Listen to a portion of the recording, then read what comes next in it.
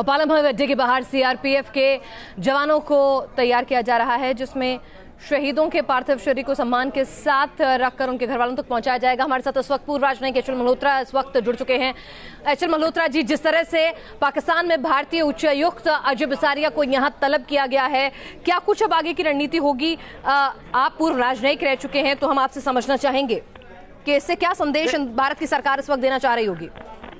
देखिए, इसमें दो चीजें हैं। अभी मुझे ये क्लियर नहीं है कि उन्हें रिकॉल कर लिया है। नहीं, रिकॉल नहीं किया है, रिकॉल नहीं किया है, कंसल्टेशन के लिए बुलाया गया है जी, क्योंकि रिकॉल करना एक बहुत ही मेजर डिप्लोमेटिक डिसीजन माना जाता है। इसका मतलब है कि हम अपनी जो रिलेशंस है पाकिस्तान के साथ या किसी दूसरी कंट्री के साथ, उसे हम डाउनग्रेड कर रहे हैं। ठीक है, वो एक बहुत बड़ा मैसेज होता है। लेकिन किसी राजदूत को किसी भी समय कंसल्टेशन के लिए बुलाना एक आप रूटीन भी कह सकते हैं, लेकिन ये चूंकि एक खास एक परिस्थितियों में बुलाया गया है, तो जाहिर है कि उनके साथ बैठ के इस पूरी परिस्थिति पे चर्चा होगी। जो अभी आतंकवाद ने जो पुलवामा में जो अटैक हुआ है, उससे उत्पन्न होने वाली स्थिति और उससे आगे किस तरह से हैंडल करना है, किस तरह से डील करना है, तो सारी इनपुट्स वगैरह जो है वो भारत के उच्चायुक्त से ली जाएंगी। जी, तो एचएल मल्होत्रा जी, साथ ही ये भी समझना चाहेंगे कि जिस तरह से कई एक्सपर्ट पैनल हमारे साथ बैठे हुए थे, उनका कहना था कि इंडस वाटर ट्रीटी जो है उसको खत्म करके कहीं ना कहीं पाकिस्तान को पानी के लिए तरसा दिया जाए। इस तरह मोस्ट फेवर्ड नेशन का दर्जा तो आपने वापस ले ही लिया है, तो इस तरह के कूटनीतिक कदम भी उठाए जाए, क्या ये व्यवहारिक और मुमकिन है? बतौर राजनयिक मैं आपसे समझना चाहूंगी। जी हाँ, बिल्कुल। देखिए, आपकी पॉलिटिकल विल पे डिपेंड करता है।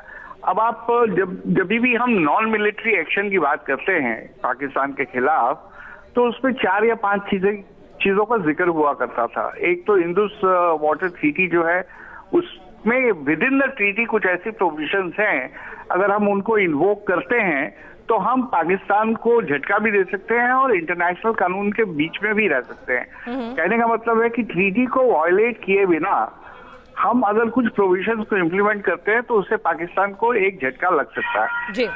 कुल मिला के बात ये चल रही है कि पाकिस्तान जो इस तरह इम्यूनिटी के साथ हमारे सुरक्षा हितों पे अटैक करके साफ बच के निकल जाता है, तो how to make him pay the price. अब मोस्ट फेवर्ड नेशन भी उसमें जिक्र किया जाता था। मोस्ट फेवर्ड नेशन है, उसका इंटरनेशनल आइसोलेशन है।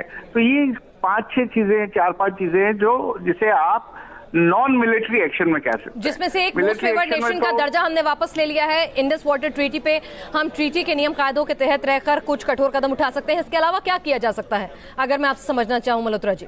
उसके अलावा देखिए, हम पूरी कोशिश कर रहे हैं पाकिस्तान को जो है उसको इंटरनेशनल आइसोलेशन की कोशिश कर रहे हैं। बहुत से देशों में ऑलरेडी इस बारे में जो एक इम्प्रेशन हमने पाकिस्तान को लेके बनाया है कि ये एक आतंकवाद को बढ़ावा देने वाली कंट्री है, और इस पे काफी लोगों की सहानुभूति हमारे साथ है।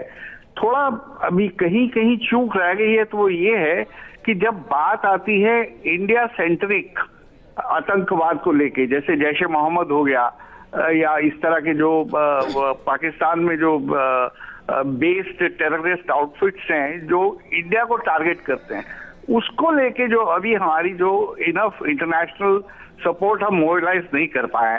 एक उदाहरण के तौर पे आप अजहर मसूद इसका क्या नाम है इनका, मसूद अहमद की बात करते हैं, जो मसूद अजहर, सॉरी ये मैं मिक्स कर जाता हूँ इनका नाम। मसूद अजहर जो जैश ए मोहम्मद के चीफ हैं, उसको लेके देख लीजिए, हमने पूरी कोशिश करी यूएन में उसको टेररिस्ट लिस्ट करवाने में, लेकिन चूंकि चाइना की सपोर्ट है पाकिस्तान को पूरी तरह से इस मसले के ऊपर। मल्होत्रा साहब, आपने चाइना का भी जिक्र किया। क्या चाइना के संदर्भ में हमारे हाथ इतने बंध जाते हैं कि आज भी वो 24 घंटे का वक्त लेता है इस हमले की निंदा करने के लिए, और उसके बाद भी वो मसूद अजहर को आतंकी मानने को राजी नहीं, उसके खिलाफ कार्रवाई करने को राजी नहीं? तो चाइना के संदर्भ में भी हम कुछ नहीं कर सकते हैं, यानी हाथ बंधे हुए हैं चाइना? हाँ, चाइना को लेके इस पर्टिकुलर कॉन्टेक्स्ट में चाइना को लेके आप कह सकते हैं कि हमारा जो जैसे बार्गेनिंग पावर है वो बहुत कम है। उसकी वजह साफ है, चाइना की जो स्टेक्स हैं पाकिस्तान में वो बहुत ज्यादा है।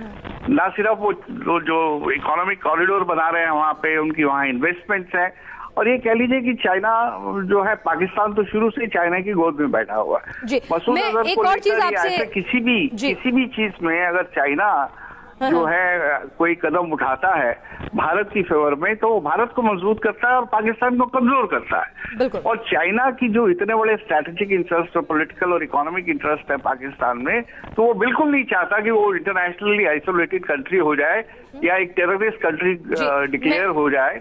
तो इससे उसके अपने हितों को चलिए, तो बहुत सारे डिप्लोमेटिक रास्ते भी खुले हुए हैं। एचएल मल्होत्रा जी, पूर्व राजनयिक, कह रहे हैं कि आप इंडस वाटर ट्रीटी को भी, आप उसमें भी कुछ ऐसे क्लॉजेस दिए हुए हैं कि ट्रीटी को आप वॉयलेट भी नहीं करेंगे, यानी कि संधि को आप तोड़ेंगे भी नहीं, अंतर्राष्ट्रीय कानूनों के दायरे में रहकर भी कुछ ऐसे कठोर कदम उठा सकते हैं जो पाकिस्तान को पानी के लिए मोहताज कर देंगे। तो इस तरह से भी दबाव बनाया जा सकता है।